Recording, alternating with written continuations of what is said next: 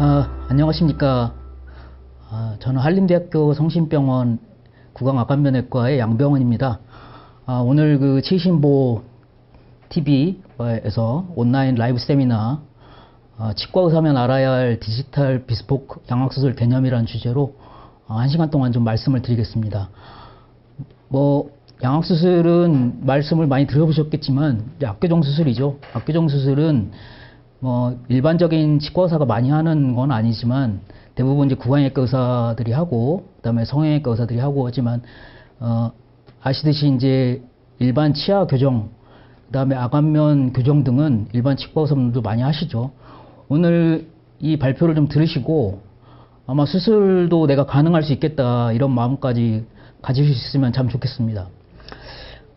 제가 지금 재직하고 있는 병원은 경기도 안양에 위치하고 있는 병원인데요. 특별히 나중에 연락하실 일 있으면 연락 주시면 되겠습니다. 요 논문은 2017년에 보고된 논문인데요. 서울대 치과병원에 내원한 압교정 수술을 했던 환자들을 11년 동안 조사한 내용입니다. 보시면은 한 3천여 건 정도 수술을 했다고 합니다. 그러니까 1년에 한 300여 건 정도 수술을 했다고 보시면 되겠습니다. 300건이 좀 안 되게. 그 중에 클래프트를 포함한 이러한 기형 환자들은 한 100여 건 정도 했다고 그러고요. 그래서 그런 이제 아관면 기형이 아닌 환자들이 한 2,800명 정도 했다고 합니다. 재밌는 것은 여기에 보시면은 잘 아시듯이 1급, 2급, 3급 부정기업이 있는데 대부분 이제 아시아권 특히나 우리나라에서는 3급 부정기업 환자가 주를 차지하고 있고요. 여기서 빨간색을 보시면은 대부분 클래스 3 스켈레탈 디포미티를 가진 환자들이고요. 잘 아시는 이제 편악수술, 위턱이든 아래턱이든 한쪽 턱만 수술하는 경우가 있고 양악, 그러니까 위턱, 아래턱을 다 수술하는 경우가 있는데 최근 이것도 데이터가 좀 오래되긴 했지만 최근까지도 보면은 거의 투조 수술, 양악 수술을 거의 90% 정도 한다고 보시면 되겠습니다. 제 병원에 내원하는 환자들도 거의 한 90% 정도 양악 수술을 하는 것으로 지금 추정이 되고요. 그래서 갈수록 편악 수술보다는 양악 수술을 하고 있다. 이렇게 알고 계시면 될 것 같고요. 이 그림은 이제 치과 교정학 교과서에서 많이 나오는 프로핏과 화이트의 디스크레펀시 다이어그램인데요. 보시면 여기 이제 파란색이 수술을 통해서 이동하는 거리를 말하고, 그 다음에 중간은 이제 악정형 방법을 통해서 이동하는 방법을 말하고, 그 다음에 여기 옐로우 서클은 일반적인 치아 교정을 통해서 이동하는 치아의 양이 되겠습니다.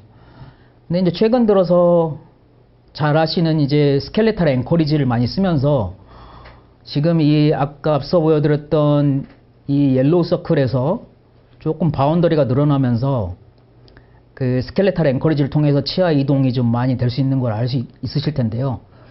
이걸 왜 보여드리냐면 사실은 저희가 아무리 스켈레탈 앵커리지를 써도 전후랑 상하로 움직이는 치아의 이동량이 정해져 있기 때문에 대략 한 하악 같은 경우는 8mm 이상을 전방 이동시켜야 된다거나 5mm 이상을 후방 이동시켜야 될 경우에는 실제로는 이제 수술적인 방법을 동반하지 않으면 결과물을 얻을 수가 없다는 내용이 되겠습니다.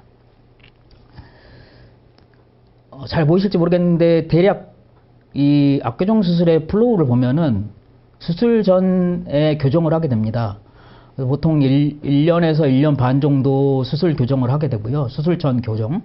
수술을 하게 되고요. 수술을 할 때는 한 6주에서 8주 정도 이제 수술 후에 회복 기간을 거치게 되죠. 그 다음에 수술 후에 한 또 반년에서 1년 정도의 수술을 교정을 하게 됩니다. 최근 들어서는 이제 선수술이라고 그래서 어느 정도 수술을 먼저 한 후에 수술 후에 교정을 하는 그런 방법들도 늘어나고 있습니다. 그만큼 이제 수술의 기법이 좋아졌고 치아를 포함한 치조골을 여러 세그멘트로 나눌 수가 있어서 수술 후에 교정만으로도 악교정 수술이 이루어지는 경우가 많겠습니다. 오늘 주제 여기 디지털 비스포크 올슨 엣지 서저리라고 알려드린 거는 지금 치과에서 이제 대대적으로 보는 이제 디지털 방법, 비스포크라고 하는 거는 이제 특별하게 환자 자체에 국한되어서 만들어지는, 개별로 만들어지는 그런 내용을 말씀드리고요. 그래서 비스포크 메디신이라고 최근에 이제 알려진 그런 사례들도 있습니다. 그 다음에 올슨 엣지는 아시듯이 이제 턱을 똑바르게 만든다, 이런 내용이 되겠습니다. 그래서 비스포크 메디신은 이제 최근 들어서 각각 개개의 환자에게 더 잘 맞도록 하는 치료의 방법을 말씀드립니다. 디지털 서저리를 이제 제일 잘 하시는 임플란트 가이드 서저리가 이제 디지털 서저리 중에 하나고요. 이것을 이제 페이셜 가이드 서저리에 이용한 것입니다. 잘 아시듯이 우리가 임플란트 가이드 수술에서 제일 중요한 거는 최종 크라운을 얻는 것이고, 이 악교정 양악 수술에서는 최종 얼굴을 얻는 것이 중요한데요. 이 최종 크라운에 상응하는 것이 그 적절한 위치에 픽스처가 들어가는 것이 되겠죠. 그래서 저희가 픽스처를 적절하게 넣기 위해서 그러한 것에 맞는 서지컬 가이드를 3D 프린팅을 해서 만들게 되죠. 마찬가지로 오늘 소개해드릴 이 비스포크 양악 수술도 최종 얼굴이 있고, 그 다음에 최종 스컬이 있고, 그거에 맞는 뼈 고정판이 있을 거고요. 그 뼈 고정판에 맞는 그 스크류 홀이 있을 겁니다. 그 스크류 홀이 들어가게 이러한 가이드들을 제작한다는 것으로서 원리 자체는 임플란트 가이드 수술과 아주 동일하다고 보시면 되겠습니다. 그래서 임플란트 가이드 수술과 페이셜 가이드 수술의 일맥상통하고, 그래서 이제 이러한 페이스 가이드라는 이러한 시스템을 좀 만들어냈는데요. 이게 시작은 이제 2015년으로 올라갔는데, 이게 2015년 당시에 가장 처음 시도해봤던 가이드인데, 실제로 당시에는 이 가이드를 만들기만 하고 사실 환자에서는 사용을 못했습니다. 너무 이상적인 생각만 해서 환자 입에 넣어봤는데 사실 입에 잘 들어가지도 않고, 그래서 수술을 못했던 그런 경험이 있는데요. 최근 들어서 보니까 여러 다국적 회사들, 미국이나 핀란드나 벨기에, 여러 유럽 등지에서 비슷한 시스템을 많이 만들어내고 있습니다. 원리 자체는 임플란트 가이드와 동일하고, 가이드를 대고 뼈를 자르고, 그 다음에 뼈를 자른 후에 고정하기 위한 고정판을 집어넣기 위해서 그 고정판에 스크류를 뚫기 위한 가이드 등을 만들고, 그래서 일종의 뼈를 자르는 자 같은 걸 만들어냈다고 보시면 되겠습니다. 그렇게 함으로써 정말 그 시뮬레이션 수술과 거의 동일한 위치로 뼈를 이동하고 수술을 할 수 있는 방식이 되겠습니다. 대략 사진을 보시면 이렇게 가이드를 대고 자르고 이런 내용들이 보입니다. 사실 이제 시간이 좀 한계가 있어서 요 내용은 제가 고맙게도 대한 디지털 교정사에서 만든 최신 디지털 교정학이라는 책자에 한 챕터로 잘 소개가 되어 있습니다. 그래서 혹시 더 궁금하시면 이 책자를 한번 보시면 되겠습니다. 우리가 악교정 수술의 대상이 되는 경우는 앞서 소개드린 클래스 3 환자가 대부분 아시아권에서 많고요. 그래서 클래스 2 디포미티, 그 다음에 이제 오픈 바이트, 이런 경우가 많이 인디케이션이 되는 환자군이 되겠습니다.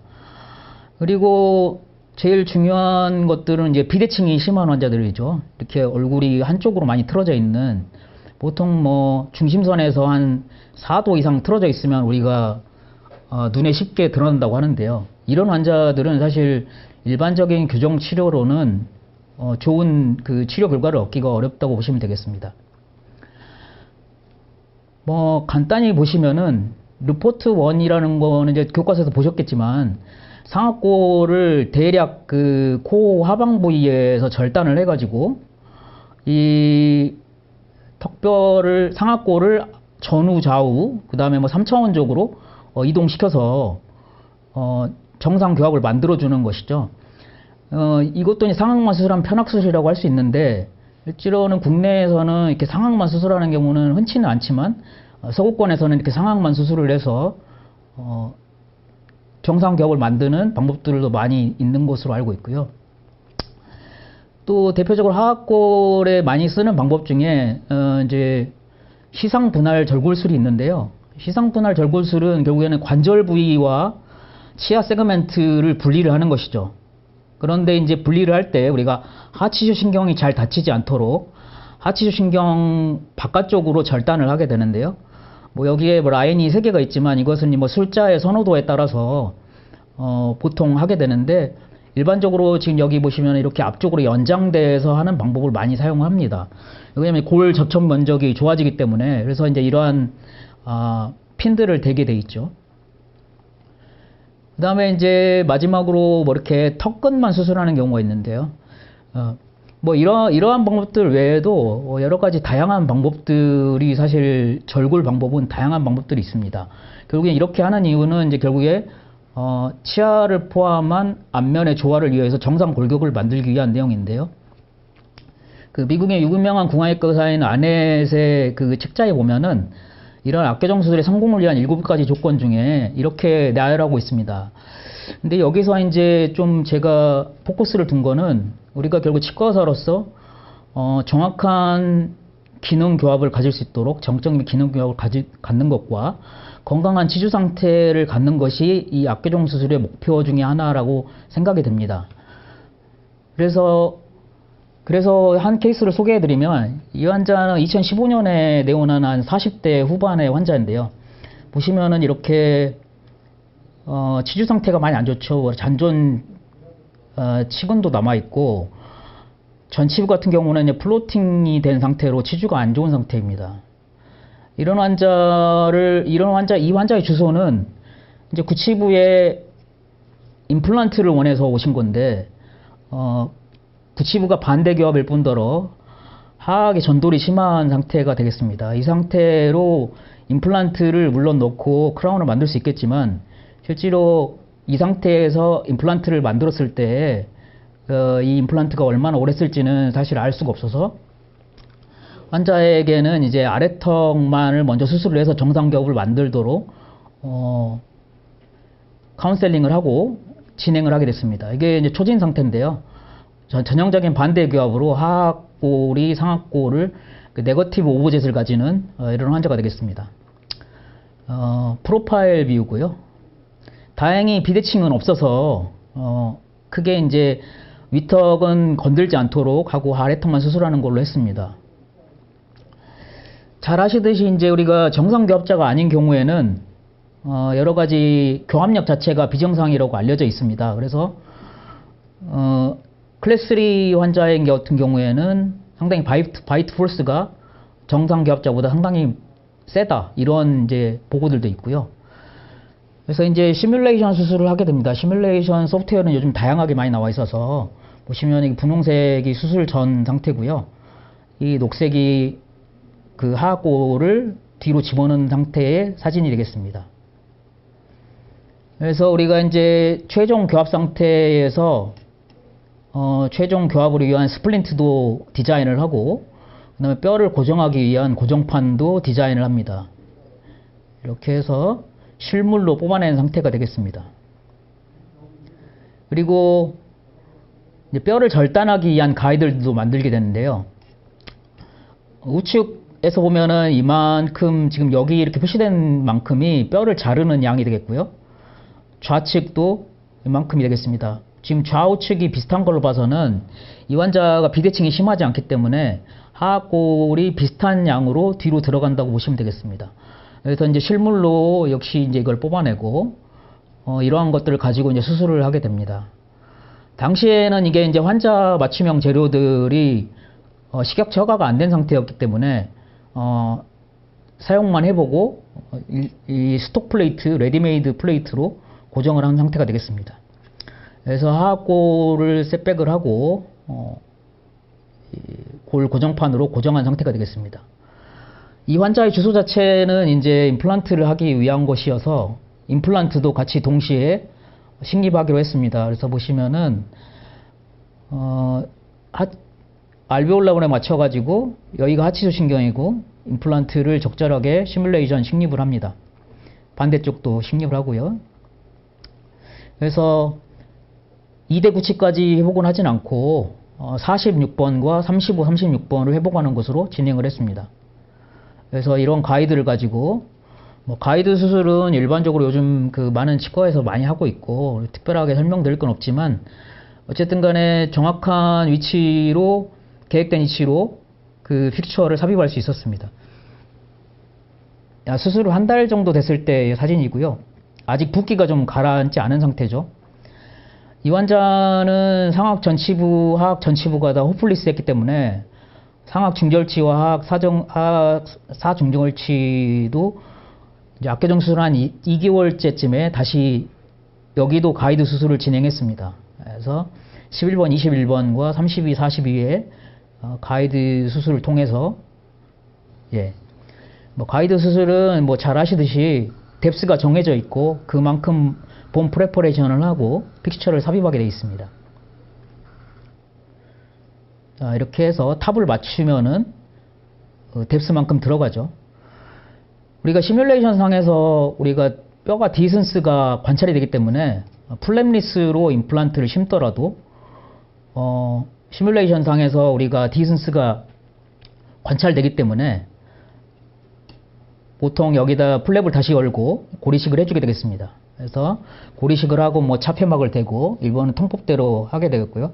하악도 이제 호플리스 한 3전치를 발치하고 42와 32의 임플란트를 뭐 통법대로 식립을 하고 마찬가지로 고리식하고 진행을 했습니다. 그래서 악교정 수술 끝나고 한 2달 정도 되면은 입이 잘 벌어지고 그래서 그 당시에 다시 이제 전치부에 대한 픽처가 4개가 들어갔습니다. 그래서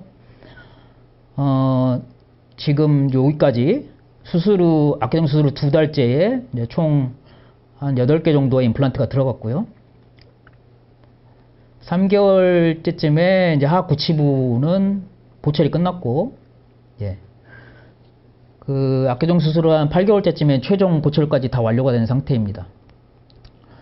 악교정 수술을 한 1년 반까지 추적을 했고, 보시면은 뭐 이제 안정적인 교합과 함께 보철이 다 끝난 상태고요. 그래서 이렇게 네거티브 오버젯을 가졌던 환자가 이렇게 이제 정상 교합을 갖도록 임플란트와 함께 이런 악교정 수술을 할 수 있다는 내용들을 좀 말씀드리고 봅니다. 뭐 3년, 5년까지 팔로우를 했고요. 그래서 뭐 특별하게 이제 이러한 한 40대 중후반의 환자들도 이렇게 이제 악골 관계가 좋지 않았을 때 페낙 수술을 통해서 임플란트를 구치부 수복하고 이런 식으로 해결할 수도 있다는 내용으로 케이스를 하나 보여드렸습니다. 이분은 이제 50대 후반의 환자인데요. 심하지 않은 프로파일을 갖고 계신데 이분도 마찬가지로 구치부에 이제 임플란트를 원해서 오셨는데 마일드한 클래스 3 환자입니다. 이 환자도 좌측 구치부에 임플란트를 원하시는데 좀 걱정은 되긴 했는데 환자분한테 이 환자분도 하악골만 좀 수술을 해서 정상 교합을 좀 만들자고 말씀을 드리고 환자분이 흔쾌히 승낙을 하셔서 진행을 하게 됐습니다. 자, 이런 식으로 가이드를 만들고요. 그 다음에 골 고정판도 만들게 됩니다. 디자인을 하고요. 심하진 않지만 거의 엣지 바이시고 구치부에 크로스 바이시를 보입니다. 그래서 하악골을 셋백을 하고 이런 식으로 스플린트를 만들죠. 보시면은 요게 가운데만큼이 절단을 하는 양이고요. 그 다음에 여기 구멍이 보이시면 구멍이 그 스크류가 들어갈 부위가 되겠습니다. 우리가 이제 골 절단을 할 때 요 라인이 이제 저희가 그 뼈를 절단을 하게 되는데요. 뼈 절단을 할 때 우리가 하치조 신경이 다치면 안 되기 때문에 하치조 신경 바깥으로 이렇게 절단이 될 수 있도록 디자인을 합니다. 그러니까 이제 뭐 이런 가이드들이 있으면 뭐 일반적인 외과적 술식에 좀 익숙한 분이라면 여기를 대고 뭐 초음파 수술기나 톱으로 이렇게 자르는 것이 그렇게 어려운 건 아니라고 생각이 됩니다. 어쨌든 간에 이렇게 이제 가이드를 가지고 수술을 하게 되죠. 근데 이 환자를 이제 하면서 좀 걱정됐던 게 이제 이 우측과 좌측에 그 뼈의 셋백 양이 다릅니다. 그래서 우측은 좀 많이 자르고 좌측은 조금 잘라야지 정상 교합이 되는. 그래서 보시면은 이런 가이드를 가지고 이렇게 뼈를 그대로 자르는 겁니다. 가이드를 대고. 이제 나사울이 보이고요. 이런 식으로 해서. 그래서 일반적으로는 저희가 이제 이렇게 뭘 구부려 가지고 이 뼈에 굴곡에 맞춰 가지고 되게 되는데, 이건 이제 이미 제작 때 나온 겁니다. 그래서 이거를 다시 구부려서는 안 되고, 이거 그대로 맞춰진 홀에 맞춰 가지고 홀에 맞춰서 이 플레이트를 대보는 식으로, 이런 식으로 하게 되겠습니다. 그래서 이제 보통 이게 수술 한 1개월째 됐고요. 한 4개월째 되는 사정인데요. 이 환자분이 아까 제가 처음 말씀드렸듯이 우측과 좌측에 하악 이동량이 달라서 좀 걱정을 했습니다. 그래서 이렇게 하다 보니까 50대에게 이제 수술 한 1년째 때 이렇게 팔로우한 사진인데요. 뭐 이제 구치부에 임플란트 끝나고 이렇게 플레이트가 잘 들어갔습니다. 이제 걱정했던 것이 이 환자분이 이제 우측과 좌측의 이동량이 다르다 보니까 아무래도 이제 오른쪽에 얼굴이 좀 텐전이 처지죠. 뭐 젊은 환자 같은 경우였으면 아마 금방 돌아왔을 건데, 이게 이제 아무래도 50대 후반 거의 60 가까이 되신 분이어서 얼굴에 텐전이 잘 안 돌아와서 이러한 이제 스레드 리프팅 같은 거를 해서 했던 환자가 되겠습니다. 뭐 스레드 리프팅은 외래 베이스로도 간단히 할 수 있는 그런 게 되겠습니다. 이렇게 스레드 자체에 낚싯바늘처럼 돼 있어서 이렇게 쭉 잡아당기고 이런 식으로 이제 해주는 그런 실식이 되겠습니다. 어쨌든 간에 이 환자분도 잘 교합을 완성해서 했던 경우가 되겠습니다. 과거에는 실제로 이러한 수술법이 최초로 된 게 1953년이라고 합니다. 왼쪽에 계신 분이 이제 닥터 오비에게서라고 스위스의 유명한 이제 이러한 수술을 처음 개발한 분인데요. 그때 최초로 뭐 우측은 자기 스승이 했고 좌측은 본인이 했다고 이렇게 논문에 보고 간 내용입니다. 그리고 56년에는 최초로 혼자서 이제 구강대로 수술을 했는데, 이 당시만 해도 이제 이걸 뭐 자기 기록에 보면은 이걸 수술을 하고 나서 환자가 수술 후에 너무 얼굴이 많이 붓고 그래서 걱정이 많이 돼서 교회에 가서 기도를 했다고 합니다. 너무 얼굴이 많이 붓고 그래서 다시는 제가 환자가 잘 회복이 되면은 다시는 이런 수술을 안 하겠다, 이렇게 뭐 했다고 하는데, 요행이 환자가 잘 나와서 이제 그 이후로 열심히 다시 수술을 하기 시작했다는 그런 내용이 있습니다. 그리고 전형적으로 이제 양악, 위턱과 아래턱을 다 수술한 경우는 1970년도에 최초로 보고가 됐습니다. 그래서 이제 이 수술의 역사는 이제 거의 한 50여 년이 지났다고 보시면 되겠습니다. 일반적으로 수술 계획을 할 때 요즘도 이렇게 하고 있지만 페이퍼 서저리라고 이제 레터럴 셉을 갖다가 하악과 상악을 이렇게 잘라가지고 이동을 해서 이렇게 해보는 수식을 많이 합니다. 그리고 이제 뭐 디지털 방식으로 이런 식으로 해서 클래스 3 환자가 있을 때 시뮬레이션을 하는데요. 뭐 상악골을 좀 앞으로 밑으로 내리고, 그 다음에 상악을 교합 평면을 돌리고 하악골을 상악골에 맞춰서 움직이고, 이런 식으로 해서 전체적 수직 높이를 살피고, 뭐 수직적으로 높이를 줄이거나 낮추거나 아니면은 이 턱끝 부위를 앞으로 빼주거나 이런 시술을 많이 합니다. 그 다음에 이제 모델 수술을 거치는데요. 이제 제가 이제 일반적으로 하는 걸 말씀드린 거예요. 이렇게 모델 아티큘레이터에 이제 마운팅을 한 후에 보통은 이제 상악골을 이렇게 앞으로, 클래스 3 환자가 많으니까 상악골을 앞으로 빼고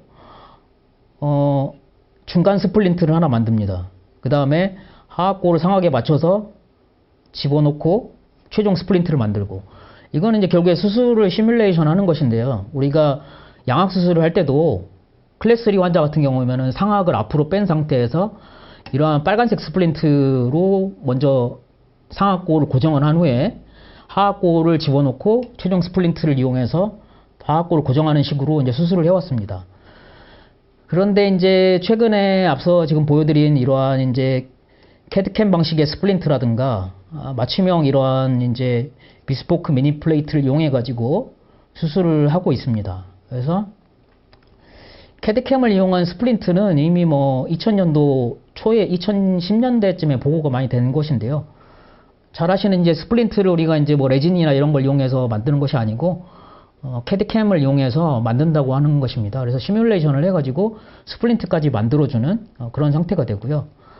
그 다음에 뭐 2015년도에 그 전에도 보고가 있었는지 모르겠는데 2015년도에는 이제 캐드캠 스플린트를 떠나서 캐드캠 커스텀 플레이트, 그래서 이제 오늘의 비스포크 양악수술 개념의 것이 이미 보고가 됐습니다. 그래서 보시면 가이드 등을 이용해서 이렇게 스크류 홀을 먼저 파고요. 그 다음에 뼈를 이제 잘라내죠. 뼈를 이제 안 움직일 부분, 오비트 위의 부분에 상응하게 아래턱을 움직이고, 그래서 이제 상악골을 적절히 이동을 시켜 계획된 만큼 이동을 시키는 거죠. 그래서 이제 미리 제작된 이러한 이제 플레이트가 있을 거 아닙니까? 이런 플레이트를 그 앞서 보여드린 그 가이드에 맞춰서 구멍이 뚫린 곳에 맞춰가지고 이 플레이트를 고정을 해주면 계획대로 이동이 됐다. 그래서 이제 일반적으로 장점인 것은 이러한 캐드캠 스플린트보다 이런 것들을 하는 게 장점인 것은 상악골을 움직일 때 상악골을 보통 하악골을 기준으로 움직이는 것이 아니고 위에 그 오비트를 포함한 뼈를 기준으로 움직인다는 것이 장점이 되겠습니다.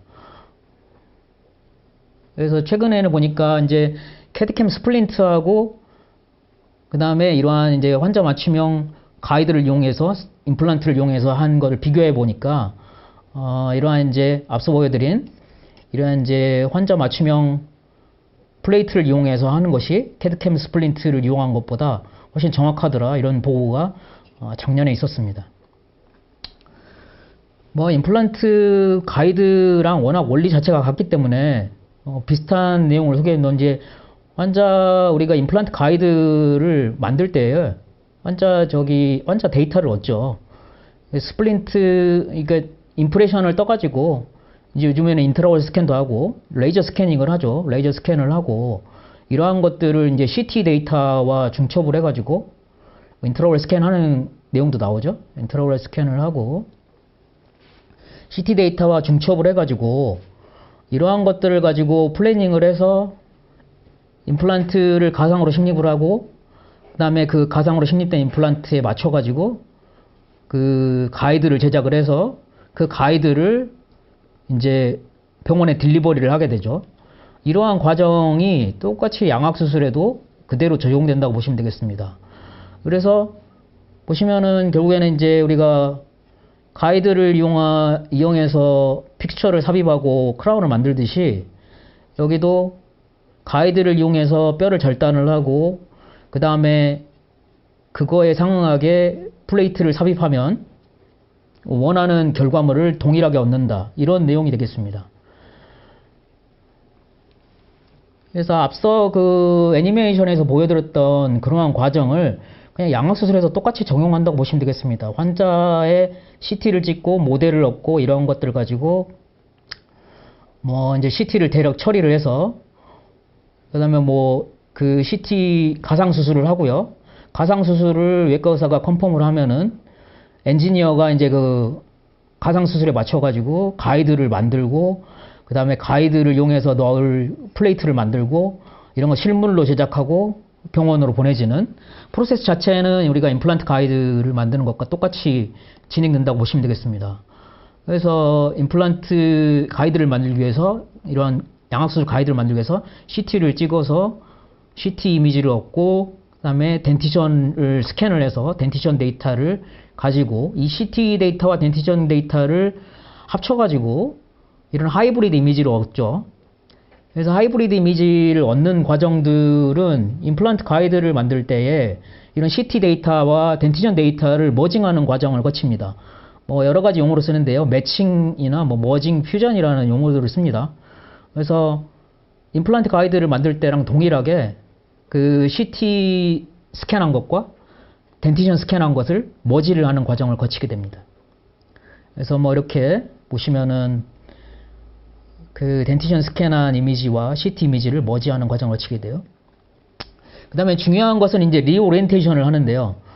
보시면은 이제 이게 톰 크루즈 사진인데 얼굴이 뭐 아주 미남으로 잘생겼지만 사실 완벽한 대칭은 아닙니다. 사실 상당히 비대칭이고 그래서 그래서 얼굴 자체가 완전히 대칭이 있는 사람은 없는데 우리가 이제 양악 수술을 할 때는 어딘가의 기준을 가지고 해야 되기 때문에 미드 사지탈 플레인을 정해야 됩니다. 그래서 안해등도 보면은 뭐 얼굴이라고 하는 것이 여러 가지 헤어라인이라든가 이런 것 등을 매스킹이 되기 때문에 어찌됐든 간에 그래도 기준점을 정해야 된다는 게 있습니다. 그래서 스컬을 리오리엔테이션을 해야 되는데요. 그래서 스컬을 리오리엔테이션 했을 때는 사실은 우리가 일반적인 2D 그 이미지를 얻었을 때랑 달리 CT는 아무렇게나 찍어도 리오리엔테이션을 하면은 원하는 이미지를 얻을 수가 있는데요. 이 리오리엔테이션 방법은 여러 가지가 있습니다만 간단히 소개를 드리면 일반적으로는 그 자이고마티코 프론탈 슈처, 그러니까 두종골과 자이고마 슈처 라인 부위와 중심선의 크리스탈 관리라고 하는 부위가 이미 1954년대 보고에 따르면은 이 부위가 그래도 제일 안정적이라는 보고가 있습니다. 그래서 아노마리가 있어도 조금 덜 영향을 받는다는 거죠. 물론 심각한 그런 기형이 있는 분들은 이 눈높이 자체가 달라서 이거를 수정해야 되는 경우도 있지만 일단은 하여튼 여기를 기준으로 리오리엔테이션 할 수 있습니다. 그래서 리오리엔테이션은 한번 방법 중에 여러 가지가 있는데 보시면은 이렇게 스컬이 라인이 두 개로 보이는데요. 눈높이가 눈이 두 개로 보이죠. 여기가 이렇게 두 개로 보이는데 이거를 옆면에서 한 라인으로 맞춘 후에 라인으로 하나를 맞춘 상태에서 FH에 평행하게 스컬을 리오리엔테이션 해주는 것입니다. 이 상태로 저희가 이제 가상 수술을 얻어서 가상 절구를 하고 그 다음에 뼈를 다 세그멘테이션을 하고 뼈를 적절히 이동해서 우리가 이제 수술을 완료하게 되는 것입니다. 뭐 뼈를 자르는 방식은 사실 다양한데요. 일반적으로 많이 쓰는 방식은 이런 방식이나 이런 방식을 많이 씁니다. 그래서 뭐 광대뼈까지 포함하는 경우도 있는데 주로 이러한 르포트원 방식을 많이 사용하고요. 하악골은 이제 이렇게 시상 분할술이라고 이렇게 이제 하치신경과 안 다치도록 이 관절 부위와 치아 세그멘트를 분리하는 방법이 있고 이렇게 이제 트랜스오럴 버티컬 레이무스 오스테오톰이라고 이렇게 관절 부위 앞으로 이렇게 자르는 방식이 있겠습니다. 뭐 이러한 방식은 환자의 아나토미에 따라서 이렇게 U자형일 경우에는 이제 뭐 이런 방식을 쓰고 이렇게 좀 V자형일 때는 뭐 이런 방식을 쓴다 이런 경우도 있지만 술자의 선호도에 따라서 한다고 보시면 되겠습니다. 시간 관계상 여기는 좀 넘어가고요. 뭐 이런 식으로 앞서 보여드린 전형적인 방법이 아니고도 뭐 이런 식으로 골 절단하는 방법도 있다는 것을 보여드리려고 가져와 봤습니다. 상악골을 이제 우리가 마우스를 이용해서 이렇게 이동하기도 하고요. 미세하게 이런 이제 미세하게 이동할 수 있는 방법들도 있는데, 네. 상악골을 이동할 때 어딘가에 이제 축을 정해서 이동하는데요. 그래서 뭐 우리가 상악골을 이동하고 나서 전치부의 어딘가를 이제 축으로 잡고 상악골의 비대칭을 잡겠다. 뭐 그래서 상악골을 쭉쭉 이동하는 이런 방식으로 네. 이렇게 상악골의 교합평면을 뒤로 내린다든가 그 다음에 이제 교합평면 쪽으로 돌린 후에 이제 요 로테이션이라고 하는데요. 지금 미드라인이 잘 안 맞지 않습니까? 안 맞은 상태에서 상악골을 아예 좌측으로 이렇게 완전히 이동시키기도 하고 뭐 반시계 방향으로 돌리거나 뭐 시계 방향으로 돌리거나 이런 식의 시뮬레이션 수술을 할 수 있도록 하겠습니다. 결국에 이제 상악골에 맞춰가지고 하악골이 이동되기 때문에 이 상악골 양악 수술을 할 때는 이 상악골의 이동이 아주 중요하다고 보시면 되겠습니다. 그래서 최종 그런 상악골의 상태를 가지고 그리고 이제 우리가 수치화하는 점에 있어서 뭐 특정 포인트의 XYZ 좌표가 어떻게 변형됐는지 이런 것들도 판단할 수 있겠고요. 그 다음에 이제 우리가 그 악골을 일반적으로 고정할 때는 이러한 규격별로 나와 있는 이런 걸 쓰는데 앞서 말씀드렸듯이 환자 개개별로 이렇게 맞춤 제작을 하는 플레이트 등이 이제 사용된다고 보시면 되겠습니다. 그래서 앞서 보여드린 이제 규격별로 나와 있는 어떤 것들을 골라서 쓸 건지 아니면 이제 맞춤 제작을 한 걸 쓸 건지 이런 거에 따라서 진행이 된다고 보시면 되겠습니다. 플레이트를 디자인하는 과정을 잠깐 보여드리면 되는데요. 이렇게 이제 하악골이 완전히 이동된 상태에서 뼈 표면에다가 이렇게 라이브러리에서 어떤 걸 갖다가 이렇게 디자인을 하죠.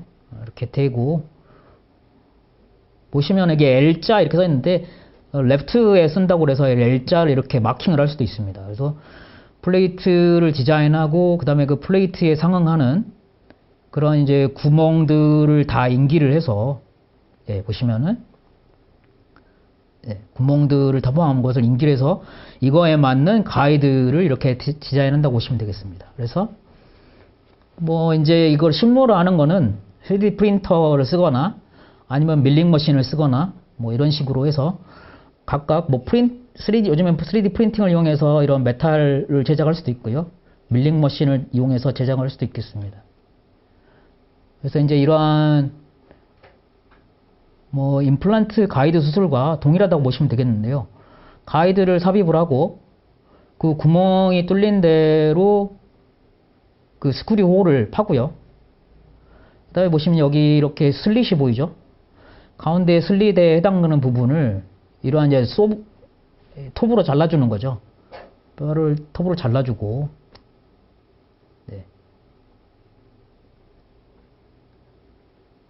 그래서 이제 그 나사홀을 확인하는 게 중요한데요. 왜냐하면 나중에 이 나사홀에 맞춰가지고 이 미리 제작된 이 플레이트가 들어가야 되니까 요즘 좀 잘린 상태가 보이실 겁니다. 이제 잘린 거를 확실하게 이제 예, 뼈를 잘라내고 있죠.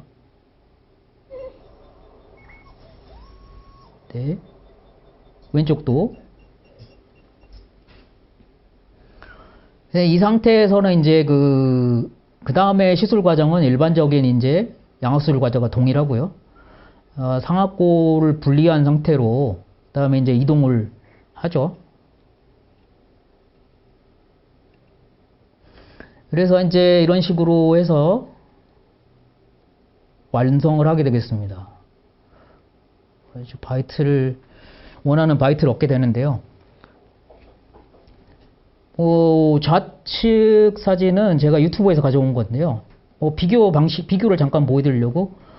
여기에 이제 양쪽의 차이라고 할 수 있으면 저희가 이제 이러한 가이드를 가지고 수술을 하느냐, 아니면 이제 외과 의사가 어떤 설정된 라인을 가지고 선을 긋고 뭐 적절한 위치라고 하는 것은 교과서에 나와 있습니다. 뭐 캐나인 루트가 안 다치게 루트 상방에 5mm 이상 떨어져서 루퍼트원 라인을 뭐 자르라라 뭐 이런 식으로 했는데, 예, 상당히 그 외과 의사의 직관과 함께 감각에 의해서 잘려지게 되는 것이고요. 좌측 같은 경우는 이제 그 계획된 골 절단 라인이 정해져 있는 거죠. 예, 그래서 여기서 뼈를 자르는 과정이 있고요. 그 다음에 이제 뭐 다운 뼈를 프랙처 시키고 이런 거는 이제 같은 방식이고요. 고정을 하게 되는데, 이제 여기서 고정 장치가 여기에 이제 앞서 보여드린 이렇게 외과 의사가 구부리는 과정이 있죠. 구부려서 저걸 적절히 그 다음에 구멍을 뚫고 그 다음에 저걸 고정하는 과정이 되겠고요. 그 다음에 이제 우측에서 보시면은 우측은 이제 이미 뚫려진 구멍에 맞춰가지고 미리 제작된 그 플레이트에 구멍을 맞춰보면서 뼈를 고정하는 상황이 되겠습니다. 그러니까 사실은 이게 중요한 부분이 여기 이 뚫려진 구멍에 맞춰가지고 이 골 고정판의 구멍이 정확히 맞춰지는 것이 이 수술의 가장 중요한 포인트거든요. 그래야지 이게 시뮬레이션 수술대로 잘 이루어졌구나, 이렇게 알 수가 있습니다. 하악골도 비슷하게 할 수 있는데요. 하악골은 뭐 잘 보이진 않아서 제가 간단하게 넘어가겠습니다. 이러한 가이드 등을 가지고 할 수 있는 거예요. 뭐 뼈를 자르고 이런 건 같고요. 마찬가지로 이제 그 우측에서 보시면은 외과 의사가 이제 적절히 구부려가지고 뭐 긴 게 있으면 자르기도 합니다. 구부려가지고 이렇게 맞춰보는 과정을 한다면은 좌측에서 보시면은 이미 뚫려진 구멍에 맞춰가지고 미리 제작돼 나온 그 플레이트를 그 구멍에 맞춰준다고 하는 것이, 그래야 하악골이 계획된 대로 위치됐다는 것을 확보할 수 있다고 하는 점입니다. 그래서 이러한 것들을 가지고 저희가 이제 시뮬레이션 수술과 실제 수술을 비교를 해봤더니 대략 한 1mm 내의 오차를 가졌다, 이렇게 합니다. 그래서 일반적인 양악 수술에서 한 2mm 정도 오차까지는 다 이제 이거를 확실하게 하고 있는데요. 제가 이제 이거 조사할 당시만 해도 뭐 몇 개 케이스를 안 모아서 지금보다는 한 1mm보다 더 훨씬 더 낮은 뭐 0.5mm, 0.1mm 단계의 이런 것들을 할 수 있다고 보시면 되겠습니다. 자, 이제 여러 가지 응용을 해볼 수 있는데요. 이건 양악 수술은 아닌데 이제 돌출입 수술인데요. 뭐 돌출입 수술은 이제 우리가 4번 발치를 하고 그 앞에 세그멘트를 집어넣을 수가 있겠죠. 근데 예, 아시듯이 이제 최근에 이게 최근 치으신 기사인데 교정 치료 중에 치근 흡수, 교정 치료 중에 이제 이렇게 앞서 보여드린 이런 엠빌로비에서 보시면 과도하게 생각보다 치아를 많이 이동시키다 보면 이제 천천히 이동을 시켜야 되는데 그래서 뭐 대략 손해배상이 뭐 2천만 원 넘었다 이런 얘기가 있죠. 그러니까 과도한 교정 치료, 과도한 치아 이동을 줄이기 위해서 이런 것을 할 수가 있겠습니다. 이 환자 왔을 때 이제 바이막실러리 프로트루전이죠. 많이 튀어나와 있고 그 동일하게 뭐 이런 앞서 보여드린 여러 가지 과정을 거칩니다. 리오리엔테이션을 하고 그다음에 뭐 이렇게 해서 매칭을 하고 뭐 맨디블 SDL 컨버팅을 하고 가상 수술을 합니다. 4번 발치하고 4번 발치를 하고 있죠. 맥실라 프리막실라 부분을 뒤로 집어넣고요. 하악도 4번 발치를 하고요. 3번 세그멘트를 뒤로 집어넣어서 예. 그래서 이렇게 뒤로 집어넣죠. 이렇게 집어넣어서 예. 고정장치를 디자인을 하죠. 예, 그거에 상응하는 또 가이드들을 만들고 그래서 가상 수술을 이렇게 합니다. 앞부분이 많이 들어갔죠, 뒤로. 그래서 이제 뼈를 고정을 해야 되니까 이런 이제 고정판을 디자인을 하죠. 고정판이 들어가기 위한 이런 가이드가 디자인이 되고요. 가이드는 3D 프린팅을 해서 제작을 하고 보시면 이제 4번 자리에 이렇게 4번 자리에 뼈가 다 날려야 되기 때문에 이만큼의 뼈를 자르겠다는 디자인된 정보가 들어가 있습니다. 이렇게 이만큼을 자르는 거죠. 하악도 여기 4번, 44번 자리, 그 다음에 34번 자리를, 예.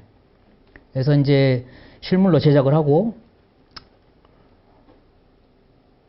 그래서 이제 그 가이드와 플레이트를 써서 이제 수술을 하고요. 수술하고 한 달째 정도 됐을 때입니다. 뭐 드라마틱하게 들어갔고요. 수술 후 한 달째, 수술 후 4개월. 최근에 이제 이 환자가 저희 병원에 내원했는데요. 플레이트를 뽑기 위해서 내원했습니다. 플레이트를 제거하기 위해서 수술 후 3년 반째쯤 프로파일 상태인데요. 이게 수술하고 수술 후 직후 상태인데요. 이게 수술 전의 입술의 형태입니다. 그리고 수술 후에 입술이 이렇게 하수는 한 3.4mm, 상수는 2.1mm가 들어가서 약간 턱이 이제 나와 보이죠. 그래서 이런 식으로 입술이 바로 들어가는 효과가 있겠습니다. 그래서 이런 식으로 해서 뭐 이런 식으로 해서 보고를 이런 이제 이게 거미 모양을 닮아서 제가 스파이더 플레이트라고 이름을 지어서 이렇게 논문을 낸 바 있습니다. 어쨌든 간에 수술 전 상태고요. 수술 후, 수술 직후고 최근에 플레이트를 제거한 상태입니다. 그래서 환자가 이걸 보여드린 이유는 이제 그만큼 치아 이동량 자체가 많지 않아서 사실 치근 흡수가 거의 없다는 걸 보여드리려고 이렇게 보여드렸습니다. 치근 흡수가 거의 없고 그래서 이제 근데 이 환자가 이제 한 3년 반째쯤 돼가지고 플레이트를 제거하겠다고 오셔서 이 동영상을 보여드린 이유는 이제 젊은 20대 환자고 사실 이 지금 플레이트 자체는 메디칼 그레이드 타이타늄 그레이드 4로 제작된 거기 때문에 상당히 생체 친화성이 좋습니다. 그래서 한 3년 반 정도가 진행이 되면은 거의 본인 뼈에 다 붙어가지고 상당히 제거가 상당히 어렵습니다. 그래서 제가 이제 환자분들한테도 제거를 하려면은 수술 후 하고 나서 6개월 이후 최소한 1년 이상 지나지 않은 상태로 제거를 하시라고 권유를 드리고 있습니다. 어찌됐든 간에 이 플레이트 자체가 상당히 생체 친화적이다 이런 걸 보여드리려고 지금 이거를 하나 준비해 봤습니다. 그 다음에 이제 뭐 턱끝만 수술하는 경우도 있는데요. 이 환자는 이제 클래스 3이긴 한데 턱이 좀 길고 약간 비대칭이다는 거 내원했는데 뭐 처음에는 턱을 좀 줄이면서 뭐 이렇게 이쪽을 잘라서 이렇게 이동을 해서 비대칭을 해볼까 그랬는데 이렇게 어시메트릭하게 비대칭적으로 뼈를 잘라서 이동을 하면 얼굴 길이도 줄이고 턱끝 길이도 줄이고 비대칭도 해소할 수 있겠다. 이런 식으로 해서 디자인을 해봤습니다. 그래서 가이드를 제작을 해가지고요. 가이드를 이런 식으로 되고 뭐 이런 식의 수술은 임플란트 가이드 수술이나 뭐 측면에서 난이도가 그렇게 큰 건 아니기 때문에 뭐 여러분도 외래에서 충분히 가능하실 정도라고 생각이 듭니다. 그래서 그 그려진 대로 자르고요. 예. 보시면 이만큼을 잘라내겠다는 내용이 되겠고요. 예. 이렇게 해서 뼈를 이제 그만큼을 잘라내고요. 턱끝을 위쪽으로 45도로 사선으로 이동을 해서 턱끝을 줄이는 방식이 되겠습니다. 그래서 비대칭이 많이 개선이 됐고, 그 다음에 턱의 길이도 많이 줄었죠.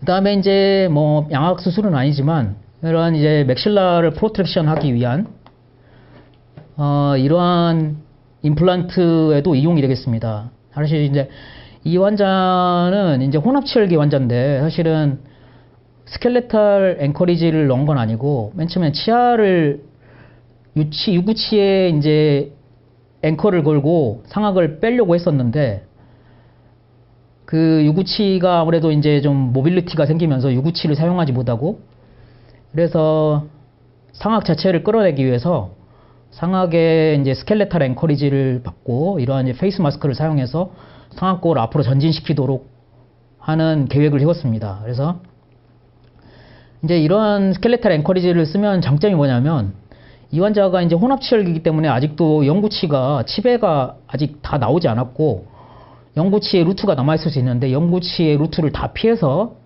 이러한 이제 이 페이스 마스크용 임플란트를 삽입할 수가 있다고 하는 것입니다. 그래서 가이드에 맞춰가지고 삽입을 하고요. 예, 반대쪽도 통법대로 하고 예, 이런 식으로 해서 이제 삽입된 이제 플레이트죠. 그래서 보시면은 아직 영구치가 아직 맹출이 안 돼 있는데 영구치를 잘 피해가지고 스크류가 삽입이 돼 있고, 예. 네.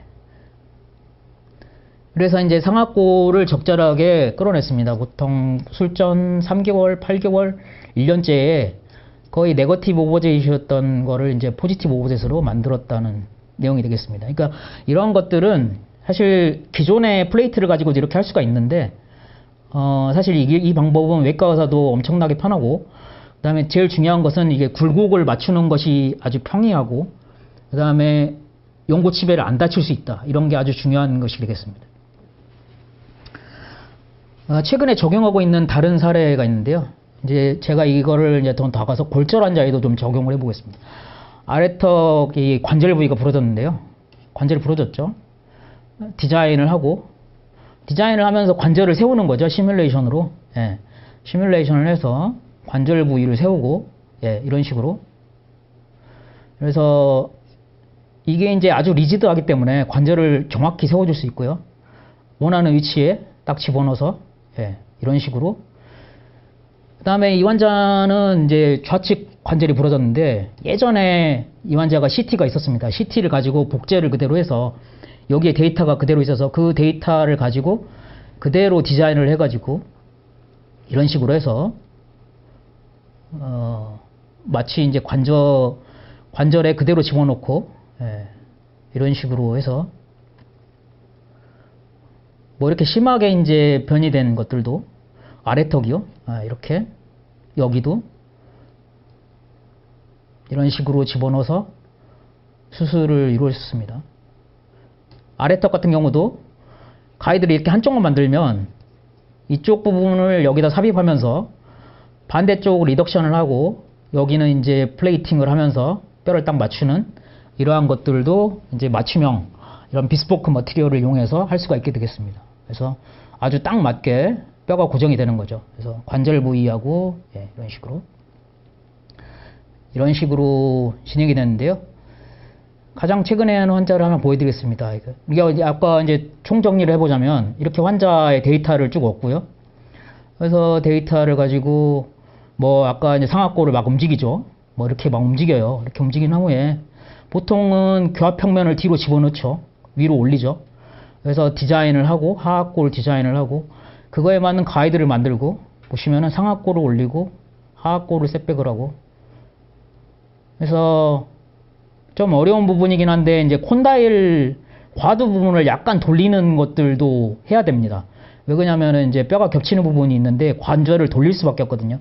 예전에는 관절을 어떻게 손을 본다는 거는 참 금기시됐던 일들인데 이러한 것들이 이제 최근 디지털 기술로 관절을 약간 움직여서 예, 손을 볼 수가 있겠습니다. 관절이 심하게 움직이는 건 아니죠. 약간 움직여서. 그래서 보시면은 약간 이렇게 약간 변형 보시면 이게 원래 상태고 빨간색이 약간 움직인 예, 약간 움직인 상태로 그럼 이거를 약간 움직인 걸 어떻게 반영할 거냐. 그래서 그런 가이드도 만드는 거죠. 예, 그래서 관절이 가이드에 맞춰지면은 딱 그만큼 움직이게. 예. 그래서 이런 것들도 이제 보고가 됐고요. 어쨌든 간에 이제 이러한 것들은 이미 뭐 이게 이러한 새로운 기술은 아니고 교과서에는 뭐 프리딕티브 홀 플레이스먼트 뭐라고 해야 될까요? 예측성 뭐 구멍 개념 뭐 이런 식으로 표시할 수 있겠는데 우리가 옛날에는 이제 뼈를 자르고 스크류홀을 구멍을 판 후에 그 플레이트를 골라가지고 이거를 했다 그러면 이것은 이제 뼈를 자르기 전에 구멍을 먼저 파고 골 절단을 하고 그 구멍에 맞춰진 임플란트를 그 구멍에 맞춰준다. 아, 이런 개념이 되겠습니다. 그래서 이제 이런 식으로 네, 뭐 질문이 하나 들어왔는데요. 반드시 수술을 동반해야 된다. 아, 앞서 말씀드렸듯이 그 이제 프로핏과 화이트 선생님의 그 엔빌롭을 말씀드렸잖아요. 저희가 이제 상악골과 하악골, 상악치아가 있고 하악치아가 있는데 그걸 포함하고 있는 치조골 내에서 치아의 이동량이 이제 아까 뭐 한 8mm, 뭐 7, 8mm 이상 넘어간다. 이런 경우에는 사실 그 치조골의 한계를 벗어나서 이동을 해야 되지 않습니까? 그렇다 보면은 무리하게 되는 거죠. 뭐 당장은 바이트가 잘 맞아서 좋아질 수 있지만 그렇게 이제 무리하게 이동하다 보면 시간도 오래 걸리고 그 다음에 뭐 무리한 힘이 그 치근 흡수라든가 여러 가지 안 좋은 것을 동반할 수 있기 때문에 그 다음에 나중에 환자가 또 뭐 안모가 많이 개선되지 않았다 이러한 컴플레인을 할 수도 있고요. 그래서 이런 경우에는 수술을 동반해야 되지 않을까. 지금 이러한 개념을 소개해드린 이유는 이 수술 자체가 상당히 이제 뭐 외과 의사의 감에 의해서 했던 것들을 벗어나서 일단 상당히 이제 안정적으로 할 수 있다는 것을 보여드리려고 말씀드렸습니다. 예.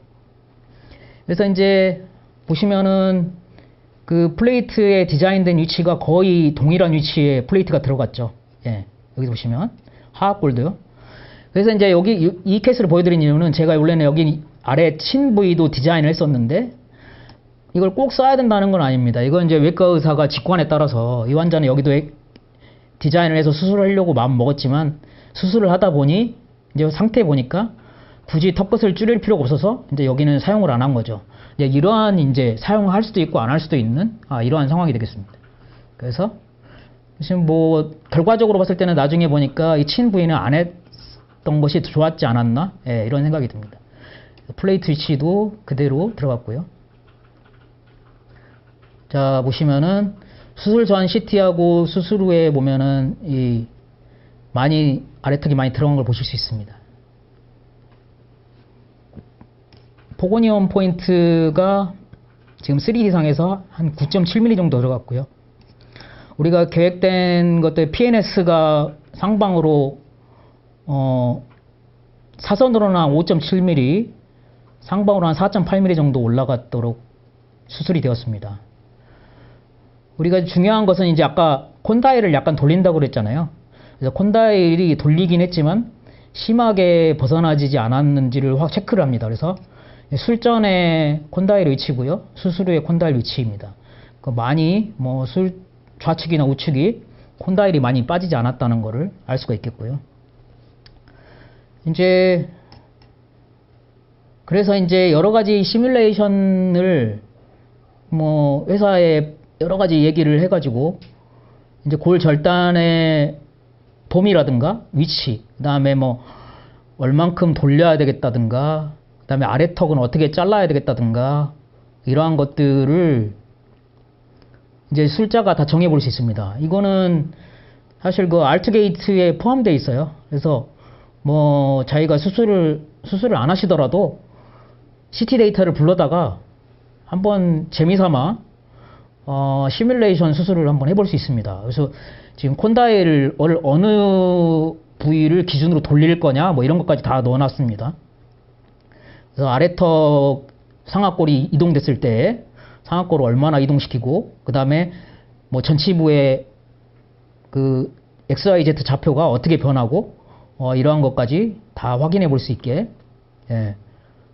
그래서 결국에 이제 이렇게 해서 제작된 그런 재료들을 가지고 수술을 하면 거의 뭐 동일하게 결과물을 얻을 수 있다고 보시면 되겠습니다.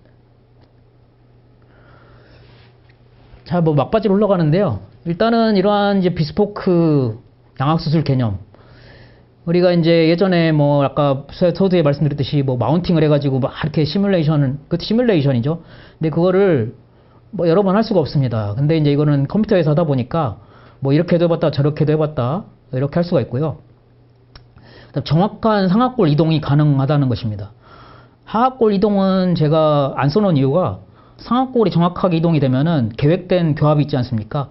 하악골은 뭐 덩달아 정확하게 이동되기 때문에 아주 정확하게 상악골 이동시키는 게 중요하죠. 그래서 그 플레이트나 가이드를 이용해서 정확한 상악골이 이동된다는 것이고, 콘다일의 이동은 앞서 보여드린 그 어떤 계획된 의도적으로 콘다일을 약간 돌려서 이러한 이제 맞춤형 플레이트라든가 콘다일 세그멘트 포지셔너를 이용해 가지고 할 수 있고요. 그다음에 가이드대로 자르기 때문에 물론 이제 이렇게 오스테오토미를 하다거나 이러다가 신경을 다치는 경우도 있지만 일단 뼈를 자를 때에 다치는 그런 경우는 없다고 보시면 되겠습니다. 그다음에 그 상악골에 아까 그 어떤 이제 스켈레탈 앵커리지 같은 거 넣을 때 보시면 치근도 다 피해서 넣잖아요. 그러니까 이러다 보니까 치근에 다친다거나 이런 것도 없고요. 뼈를 자르는 것이 꼭 필요한 양만 자릅니다. 예전에 제가 비대칭 수술을 하다 보면 이걸 감으로 맞추다 보니까 막 오른쪽을 좀 자르다가 왼쪽을 좀 자르다가 뭐 또 왼쪽이 안 맞는 것 같아서 더 자르다가 막 이렇게 해서 나중에 고정할 때쯤에는 너무 갭이 많이 떴던 그런 것들이 있지만 이제 지금은 이제 완전히 필요한 만큼만 딱 자르기 때문에 뼈에 붙는 양이 아주 좋아져서 힐링이 아주 빠르다는 것을 아실 수 있고요. 이러한 것들 때문에 이제 수술하는 사람들은 이러한 이제 하과두의 위치를 설정하는 데 있어서 아주 편하다.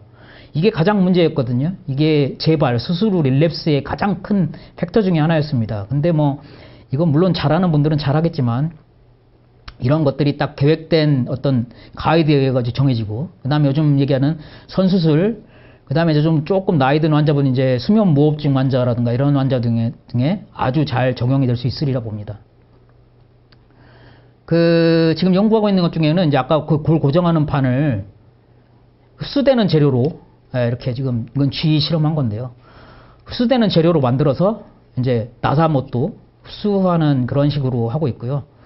그 다음에 이제 결국에는 우리가 뼈를 이동하는 게 중요한 게 아니고 결론적으로 얼굴의 연조직의 이동이 중요하잖아요. 그래서 지금 여러 가지 데이터를 빅데이터를 모아가지고 3차원적으로 그 뼈를 이동했을 때의 연조직 부분이 얼마나 이동되는지를 다 추적 조사하고 있습니다. 이렇게 하다 보면 이제 아무래도 뼈의 이동량에 반영할 수가 있겠죠.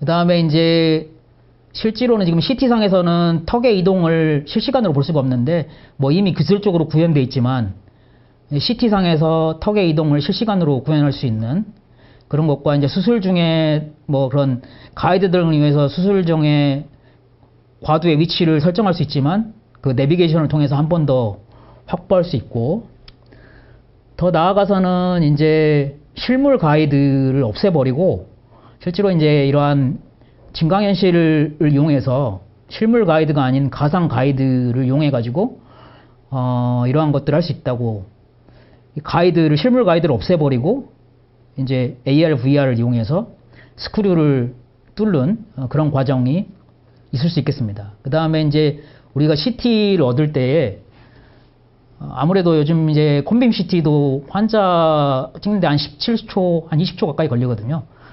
그러다 보면 환자가 움직이고 데이터가 정확히 안 얻어질 수 있습니다. 뭐 일반 지금 메디컬 CT들은 뭐 한 3, 4초만 해도 전신을 찍는 그런 것들이 개발돼서 CBCT도 아마 좀 빨리 찍을 수 있는 CBCT가 개발이 되리라 보고요. 최근에 이제 저희 병원에 지금 이걸로 연구를 하고 있는데, 임플란트 식립에 있어서 로봇을 이용한 것입니다. 그래서 로봇을 이용하다 보면 이제 이러한 실물 가이드, 가이드를 대고 이제 뭐 자르고 이런 것들도 로봇을 이용해서 이제 식립 계획된 스크류홀 위치를 구멍을 뚫을 수 있는 그러한 로보틱 서저리가 뭐 1, 2년 내로 되지 않을까 이렇게 생각을 하고 있습니다. 뭐 장시간 말씀을 드렸는데요. 실제로는 이제 이런 걸 개발한 이유는 뭐 가이드를 이용해서 임플란트 수술하는 분도 있고 가이드를 이용하지 않고 아주 잘하는 분도 있습니다. 양악 수술도 마찬가지고요. 지금 뭐 가이드를 내놨지만 뭐 나는 가이드 없이도 아주 잘한다는 분들도 많이 있거든요. 그런데 실제로는 이제 이런 비대칭 심한 환자들은 여러 가지 좀 어려운 부분이 있습니다. 그래서 가이드를 이용하다 보면은 아주 정확하게 수술이 이루어질 수 있고요. 그래서 일반적인 어떤 외과적인 기술을 갖는 그 수련을 받았다면은 충분히 아주 예측성 높은 결과물을 얻을 수 있습니다. 그래서 제가 보기에는 우리나라 지금 치과 의사들의 수준 역량이 아주 높아졌기 때문에 뭐 충분히 선생님들도 뭐 이러한 기술들을 통해서 양악 수술이나 악교정 수술에 충분히 도전을 해볼 수 있으리라 그렇게 생각이 됩니다. 이상으로 경청해 주셔서 감사합니다. 네. 치과계 중심 채널 치해신보 TV